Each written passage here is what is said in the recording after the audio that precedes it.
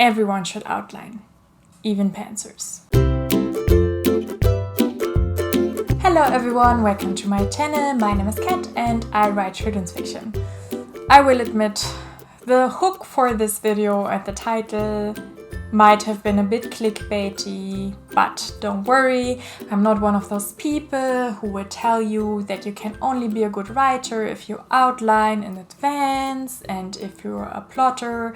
In fact, I even have a collab on this channel with 4 lovely author tubers. I will link it up here so you can watch it later, where we discuss the pros and cons of both writing styles, plotting and pantsing. But one of the pitfalls of pantsing is definitely that it's very easy to get lost in the story and just to write scenes in the moment without thinking much what they're actually doing for your book, because you just essentially go where the story takes you. For me, this definitely results in rambling and having scenes that don't really fit the plot, because I love coming up with individual ideas and individual scenes, but I'm not always the best of remembering that every single scene should serve the overall plot line. But don't worry, there is a solution for all of our pantsing problems. And it's called reverse outlining. Reverse outlining, in the sense that I mean, is basically just a tool to make sure that your overall story is coherent, that you don't have any plot holes, and that the pacing is correct. How does reverse outlining work? It's very easy. During the revision stage, you just go back through your manuscript and you write down the most important plot point per chapter, and you also write down which function that plot point serves. To me, it's very important to keep those things separate, because otherwise it's kind of easy to trick yourself into believing that chapter 8 serves a function when it really doesn't, because something happens, but that something might just be a filler.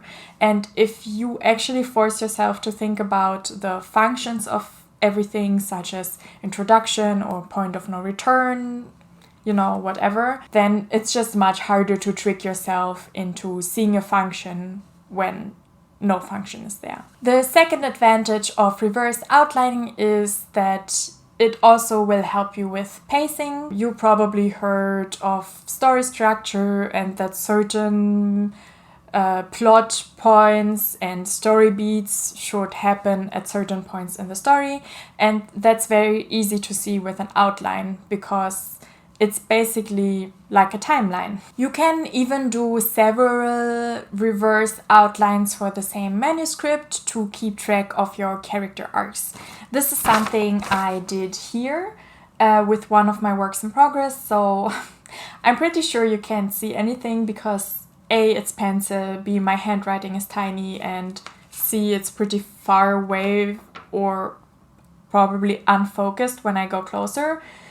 Anyway, this is basically a reverse outline for my antagonistic force. So I just wrote down all the chapters and then I noted down what this antagonistic force is doing in each of the chapters, just to make sure that it's actually present throughout the story. I even drew like a little graph here, which I have since erased to write a to-do list. It's kind of a graph to make sure that everything is escalating in a correct way. So this is basically just to show you that a reverse outline is a very good tool to keep track of character arcs. So there are just so many ways that you can use reverse outlines, and just also so many ways you can go about it. You can do it on paper, which I did here. You can put it in a spreadsheet and just make a separate column for each function, which I also did for the same work in progress. You can draw graphs and timelines. It's really up to you. Boom! You have now successfully reverse outlined. I really hope that this hack was helpful. If it was, please give this video a thumbs up, and also, of course, as always, let me know in the comments what you think. Subscribe to my channel if you haven't already. I upload new videos every Tuesday, and also come to hang out with me on all of my other social media. I will link everything down below. I am at @Books pretty much everywhere except for Twitter, where my handle is at @Books. Thank you so much for watching today, and I will see you next time. Bye!